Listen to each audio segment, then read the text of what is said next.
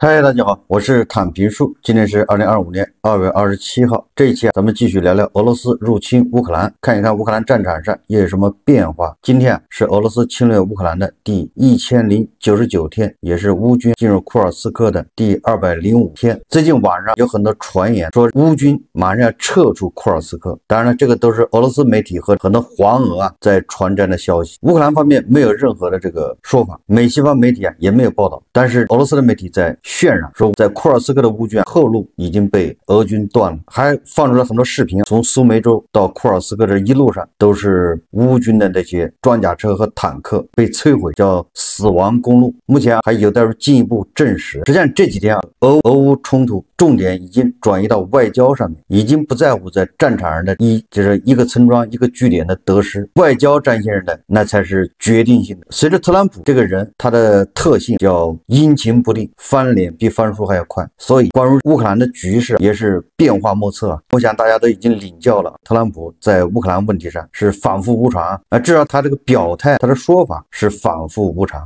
他的实际动作到目前为止也没看出他做了什么事情对乌克兰造成实质性的伤害。你比如说最近闹得最凶的美乌矿产协议都是一波三折啊，仅仅是2月26号这一天就有好几个来回的交锋。首先是美方说，这个白宫新闻秘书莱维特在接受福克斯新闻采访时表示他说我们预计该协议将于本周签署。正如特朗普总统2月25号所说，如果泽连斯基愿意来白宫签署这项协议，他对此持开放态度。这个莱维特说，这项协议绝对必要，而且至关重要，他将收回美国纳税人的钱。我们为乌克兰的国防提供了超过3000亿美元的资金，协议将在美国人民和乌克兰人民之间建立令人难以置信的经济伙伴关系。乌克兰人民将在这场残酷的战争结束后重建自己的国家，所以这是迈向和平的重要一步。这是白宫的新闻发言人确认协议已经谈成了，就等着泽连斯基本周去白宫跟特朗普签署。特朗普说，在这个简报会上，特朗普确认说泽连斯基将访问美国并签署一项稀土协议。他还表示计划收回此前对基辅当局的援助资金。在问答环节特朗普强调说，美国对乌克兰的支持已经足够，未来援助责任应主要由欧洲承担。但记者问他说，乌克兰人从这个矿产协议中这个交易中得到什么？特朗普答，乌克兰将获得3500亿美元、大量军事装备以及继续战斗的权利。他说，如果没有这些，战争可能很快就结束了。这个是美方的表态。央视新闻报道说，当地时间2月26号，乌总理施梅加尔称乌克兰和美国已制定了矿产协议最终版本，乌政府今天将对此进行审议。他表示，该协议被称为关于制定乌克兰重建投资基金规则和条件的协议，这是一个具有法律效益的初步协议，未来将创建一个用于乌克兰重建的投资基金，乌克兰和美国平等的管理该基金也就是说，美方在他前面的这个矿产协议基础上做了重大的让步。按照新版协议乌美将设立乌克兰重建投资基金，由两国共同注资和管理。用通俗的话说，这个基金是取之于乌克兰，用之于乌克兰。这个基辅独立报援引新版协议内容报道说，该基金的资金来源不包括已为乌克兰国家预算做出贡献的资源，这意味着乌克兰最大的石油和天然气生产商乌克兰石油天然气公司和乌克兰石油公司的业务不受协议影响。根据乌克兰的说法，协议是在所有不可接受的内容都从文本中删除后达成的。乌克兰总统泽连斯基计划前往美国，美方已提议28日举行会晤。报道还援引一名白宫官员的话，报道称说，白宫官员知道泽连斯基可能会在本周末抵达美国，说目前还没有关于特朗普和泽连斯基是否举行会晤的消息。这个就是26号的关于美乌矿产协议的新闻，似乎他们已经达成了最终版本。乌克兰他的政府已经开始审议这个版本，他们已经达成了说泽连斯基28号要到美国白宫跟特朗普签署这个协议。但是又是峰回路转，昨天晚上又传出新的消息，泽连斯基又对这个协议有意见，可能不打算签这个协议。这个在接受记者采访的时候，泽连斯基说，他说美乌矿产协议为框架，似乎没有安全保障。这个 CNN 记者说乌克兰总统泽连斯基表示，与美国就资源问题达成的协议草案是一个框架，其成功取决于特朗普。该协议文本并未向基辅提供明确的安全保障。泽连斯基周三表示说乌克兰仍然感激美国的支持，但他将非常直接地问特朗普，美国是否会停止对乌克兰的支持。如果美国不再提供更多的援助，泽连斯基表示乌克兰可以直接从美国购买武器，暗示可以使用冻结的俄罗斯资产大约3000亿美元来资助这些购买。这个泽连斯基对记者说，他说对我来说最重要的是我们不是债务人，我们不欠美国什么。尽管媒体这么说，但协议中不包括5000亿美元的债务，也不包括3500亿美元或1000亿美元的债务，因为我认为这对我们来说不公平，因为正如我之前所说，以前没有这样的协议，因此在这个话题上没有什么可谈的。然后泽连斯基还对记者说他说我对与特朗普的会面一无所知，也不知道会面的时间和形式。随后美国的白宫又说已接近完成有关乌克兰资源的协议，但承认不会在泽连斯基访问华盛顿期间签署。白宫继续说目前不确定是否应该邀请泽连斯基与特朗普总统会面。这个是路透社报道。也就是说就短短一天里面，只有泽连斯基和特朗普一会儿要签这个协议，一会儿又不签，一会儿要会面，一会儿不会面。你看就说明这个变化有多大。我一直说咱们不要被特朗普牵着鼻子走，特朗普是个商人，翻脸比翻书还快，早上的说到下午再可以变。具体的协议媒体有报道，但是我也不知道那个是不是全貌这个媒体报道的恐怕也是选择性的。但是我分析，首先俄乌双方都愿意签这样的协议，那为什么一会儿签一会儿不签呢？分歧在什么地方？实际上分歧就是泽连斯基希望这个里面要加上安全保障。乌克兰的总理施梅加尔说，他说这个美乌矿产协议与安全保障直接相关，说乌克兰总统和政府不会在不考虑国家安全保障的情况下签署该协议。那大家想象一下，如果特朗普和泽连斯基现在见面就把对乌克兰的安全保障写在这个协议里面，那你后面特朗普还怎么跟普京去会谈？所以你想一想，特朗普是不可能现在签，不管特朗普他的意图，他想不想签，他想不想保护乌克兰，他愿不愿意保护乌克兰，先不说，从他要让俄乌坐到谈判桌前停战角度来看，他不可能现在跟泽连斯基签一个这样的，说美国就要保护乌克兰领土完整、主权完整，那你还怎么去协调停火？所以你看这矛盾就在这儿。但是泽连斯基是坚持要求你得给我写上，所以泽连斯基说这是个框架协议，协议能不能签完全看特朗普。泽连斯基也说了，他比较灵活，他说那这个协议你可以不写这一条，没有安全保障，但是他必须有一个备忘录，后面你得必须备份，这个恐怕特朗普是做不到，即便有安全保障，那也得是换个形式。我想这个大家也得明白，你特朗普如果这个时候签这么个协议，那你后面的工作不要做了，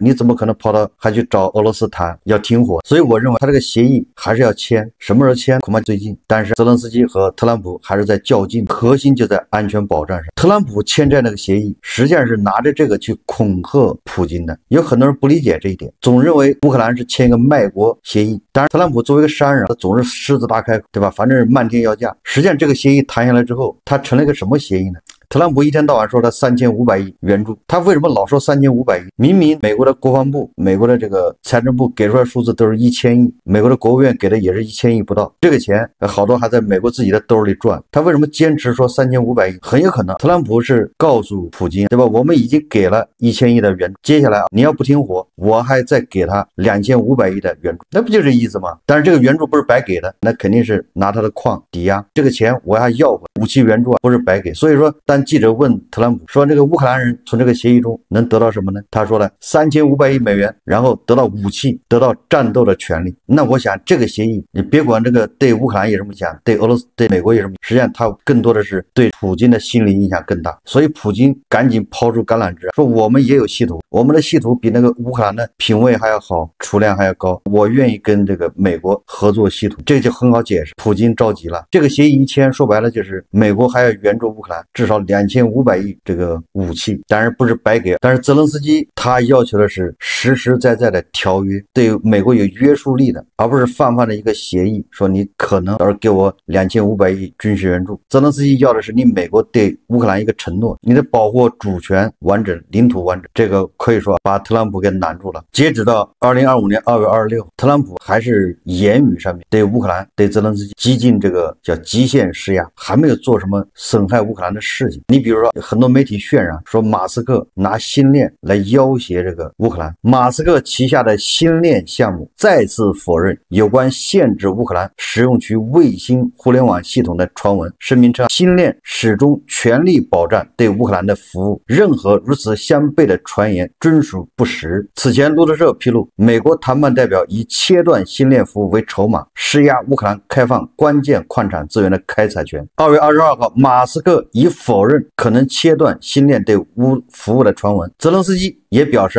说虽未收到美方将中断援助的暗示，但乌方必须做好应对一切风险的准备。所以传闻马斯克要切断星链这个服务要断网，这个恐怕是媒体和乌克兰方面这种过度反应。美国的媒体报道，他说美国国务院高级官员正在起草一份对乌克兰援助冻结的额外豁免清单。他说这些豁免可能使乌克兰获得目前被暂停的一些经济和安全援助。就是美国国务院卢比奥不是已经停止了对外援助吗？这个援助是不包括给乌克兰的武器，这个援助就是给乌克兰的武器，这个还是正常交付，但是有很多付现金那种叫人道主义援助，还有什么其他的援助，那个是停了。就连美国国务院也在研究要给乌克兰一个豁免清单，就这部分钱有一部分还要给乌克兰付，使乌克兰获得目前被暂停的一些经济和安全援助。所以我一直说不要看特朗普说什么，要看他做什么。特朗普跟马克龙会面以后对记者说他同意欧洲往乌克兰派兵，当然他也说了普京也同意。美国总统特朗普2月24号与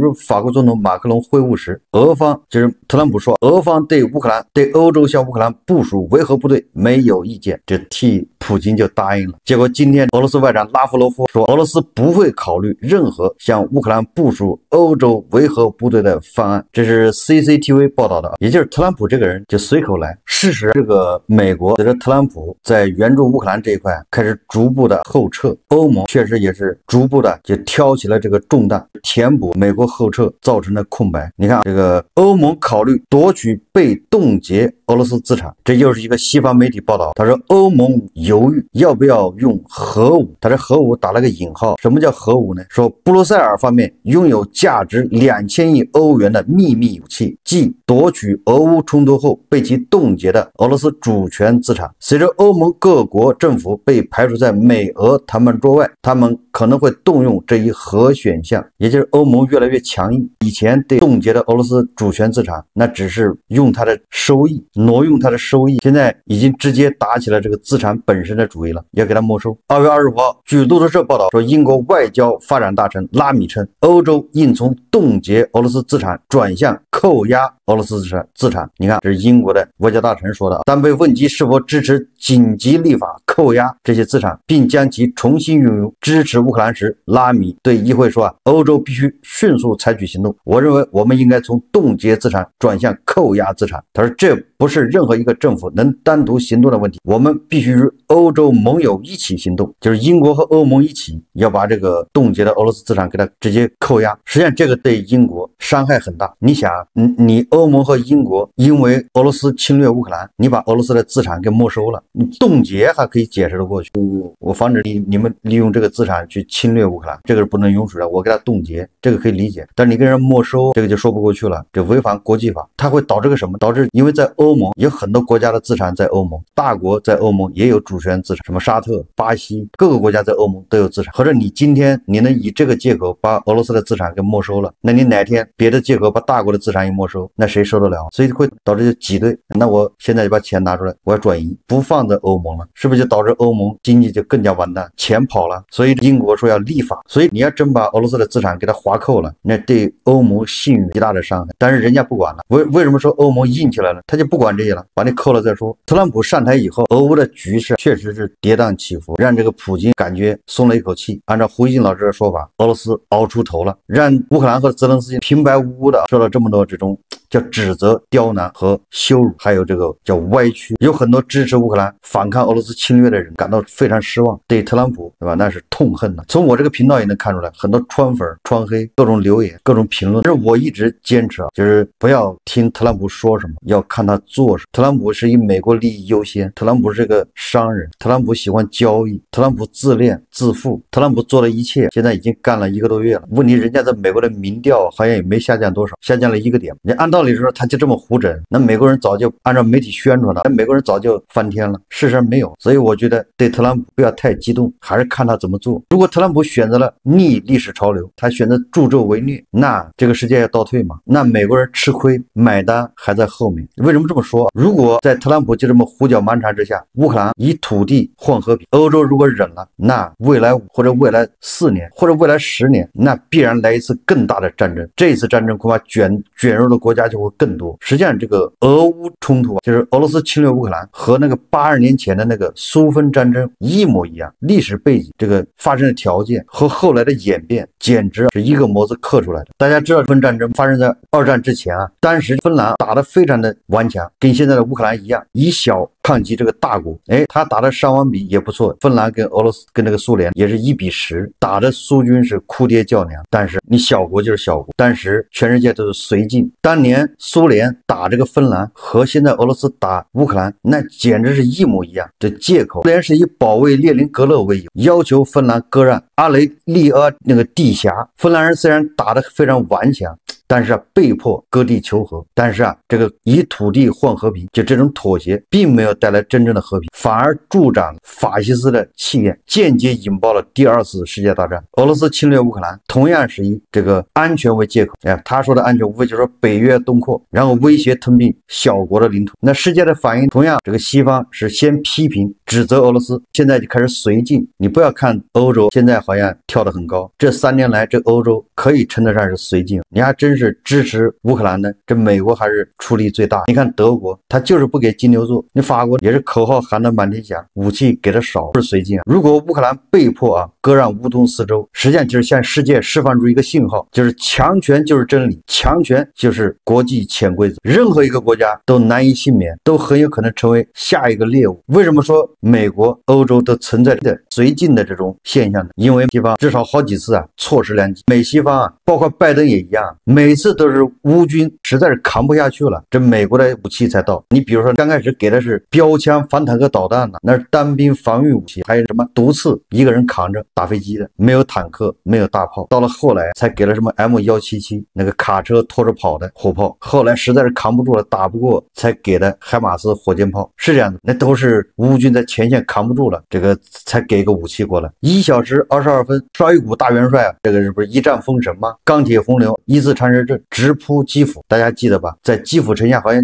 那个公路上一字长蛇阵摆了大概是7天还是几天。这乌克兰人没有武器，那个时候俄军的后勤非常混乱的，后勤跟不上的，他很多装甲车里面都没有炮弹，装的都是锦旗和那宣传单，准备去王师进入基辅，乌克兰人民夹道欢迎，他们跟乌克兰人民要联欢，里面带的都是彩旗，都是制服礼服。那个时候如果西方及时提供这重型武器，可以围歼俄军的主力，机会错过了。第二个失误就是谢尔斯基领导的哈尔科夫大反攻，就大反攻里面把拉平上将给打得找不着北，把抖音部队车臣的抖音部队本来人家在后方20公里处督战的，结果一觉醒来变成前线了，被乌军给包围了。所以卡特罗夫扬言要枪毙拉平，大家记得吧？那一次叫势如破竹，如果美西方重型武器跟上，什么坦克、自行榴弹炮、风暴营跟上，扩大战果，俄军很有可能就崩溃。但是这美西方就开始挤牙膏，欧盟答应1年给乌克兰100万发155毫米的炮弹，结果他第1年只给了30万发，